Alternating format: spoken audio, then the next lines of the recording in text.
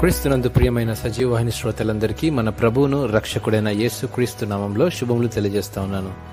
సంరక్షణ అనే అంశాన్ని ఈరోజు మనం ధ్యానించుకుందాం. నా కుమారుడు ప్రతిరోజు స్కూల్కి వెళ్తుంటాడు. స్కూలుకు వెళ్లి రావడానికి ఒక బస్సును సిద్ధపరిచి స్కూలుకు వెళ్లి వచ్చేటప్పుడు డ్రైవర్కి ఫోన్ చేసి చేరుకున్నాడా లేడా అని కనుక్కోవడం అలవాటైపోయింది. క్షేమంగా చేరుకున్నాడు అనే వార్త విన్నప్పుడు మనసు ప్రశాంతంగా అనిపించేది. అనుకోకుండా బస్సు రావడం లేట్ అయింది అంటే చాలు, ఎక్కడ లేని టెన్షన్లో ఫోన్లు చేసి ఏమైందని విచారణ తప్పదు. నాలాంటి తల్లి తండ్రి మనలో ఎందరో ఉంటారని నా ఉద్దేశం.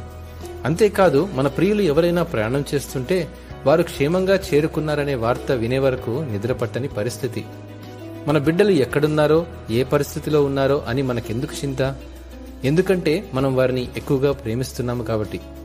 బిడ్డలు ఎలా ఉన్నారో, ఏమి చేస్తున్నారో, జీవితంలో ఎలా ఎదుగుతారో అనే ఆలోచన ప్రతి తల్లికి తండ్రికి వారిపై శ్రద్ధ ఉంటుంది అనే విషయంలో ఎట్టి సందేహము లేదు.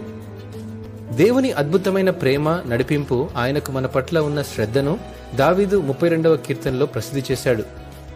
ఈ లోకపు తండ్రి ఆలోచనల కంటే మన పరలోకపు తండ్రి మన జీవితానికి సంబంధించిన ప్రతి చిన్న విషయాలలో మరియు మన హృదయ లోతుల్లో ఉన్న అవసరతలు ఎరిగిన వాడై ఉన్నాడు.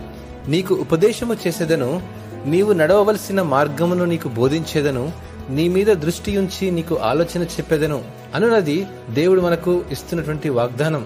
ఈ మాటలు కీర్తనల గ్రంథం 32వ అధ్యాయం 8వ వచనంలో మనం చూడగలం.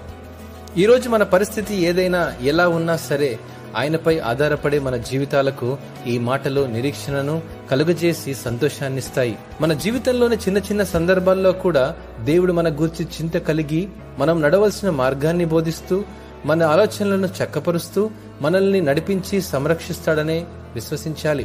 ఎందుకంటే యెహోవా యందు నమ్మిక ఇంచువారిని కృప ఆవరించి ఉన్నదని కీర్తన గ్రంథం 32వ అధ్యాయం 10వ వచనంలో మనం చదవగలం.